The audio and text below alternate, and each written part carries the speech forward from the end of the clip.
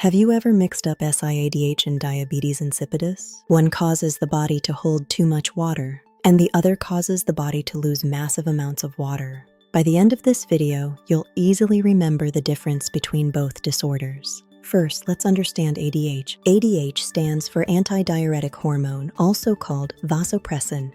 It is produced in the hypothalamus and released from the posterior pituitary gland. Its main job is to help the kidneys retain water. So remember, more ADH equals more water retained, and less ADH equals more water lost. SIADH stands for Syndrome of Inappropriate Antidiuretic Hormone. In this condition, the body produces too much ADH. Because of this, the kidneys keep reabsorbing water back into the bloodstream. The body starts holding too much water. This extra water dilutes the blood and lowers sodium levels. This is called hyponatremia.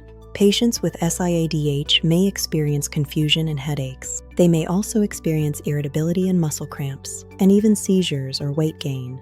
The urine becomes very concentrated because water is staying inside the body. Important lab findings include high urine-specific gravity, low serum osmolality, and low sodium levels. Treatment focuses on reducing excess water. Nursing interventions include fluid restriction, monitoring intake and output, daily weights, and sodium levels. Patients may also receive loop diuretics like Lasix and hypertonic saline. Now let's move to diabetes insipidus. This condition is the complete opposite. In diabetes insipidus, the body does not have enough ADH. Without enough ADH, the kidneys cannot retain water. As a result, massive amounts of water leave the body. This is called polyuria. Because so much water is lost, patients become extremely thirsty, known as polydipsia. Common symptoms include excessive urination and dry mouth, dehydration, hypotension, and weakness. The urine becomes very dilute because it contains mostly water. Important lab findings include low urine-specific gravity, high serum osmolality, and high sodium levels called hypernatremia.